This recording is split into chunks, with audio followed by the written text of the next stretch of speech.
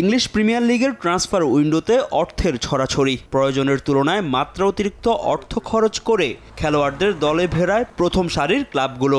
সেখানে পেছনে পড়ে যায় লিগের অন্যান্য দল। প্রিমিয়ার লিগের ক্লাবগুলোর ব্যয়ের লাগাম টানতে আর্থিক নীতি চালু করেছিল ইপিএল কর্তৃপক্ষ, তবে সেই নীতি তেমন একটা কাজে দেয়নি। নীতি ভঙ্গ করায় চলতি মৌসুমে জরিমানার মুখে পড়তে হয়েছে এভারটন ও নটিংহ্যাম ফরেস্টকে।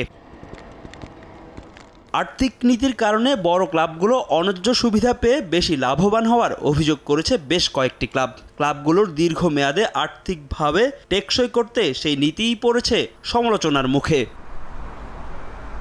ক্লাবগুলোর ব্যয়ের লাগাম টানতে এবার খরচের সীমা বেঁধে দেওয়ার পরিকল্পনা করছে ইপিএল কর্তৃপক্ষ। ব্যয় কমাতে গেল সোমবার লন্ডনে ভোটাভুটি হয়েছে ইপিএলের 20 ক্লাবের মধ্যে, যেখানে 16টি ক্লাব খরচ কমানোর পক্ষে ভোট দিয়েছে, আর বিপক্ষে ভোট দিয়েছে ম্যান ইউনাইটেড, ম্যান সিটি ও অ্যাস্টন ভিলা।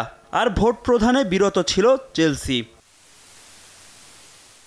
40% বেশি গ্লো, বিশ্বের 1 নম্বর গ্লো ক্রিম, নতুন গ্লো এন্ড লাভলি।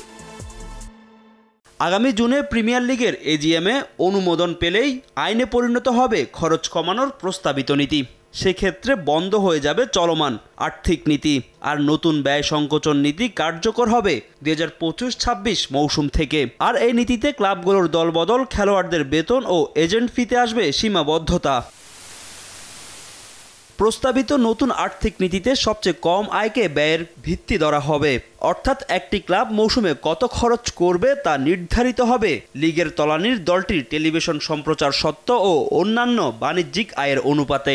নিয়ম অনুযায়ী পয়েন্ট টেবিলের তলানিতে থাকা দলের আয়ের সর্বোচ্চ 4 থেকে 5 গুণ খরচ করতে পারবে যে কোনো ক্লাব।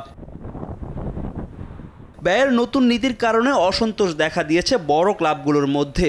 গেল মৌসুমে দল সাজাতে অঢেল অর্থ খরচ করেছিল চেলসি ও ম্যানচেস্টার সিটির মতো ক্লাবগুলো। তাদের দাবি, নতুন নীতির কারণে দল তৈরিতে ইউরোপের অন্যান্য ক্লাবের চেয়ে পিছিয়ে পড়বে ইংলিশ ক্লাবগুলো। ফাহিম ইসলাম, সময় সংবাদ।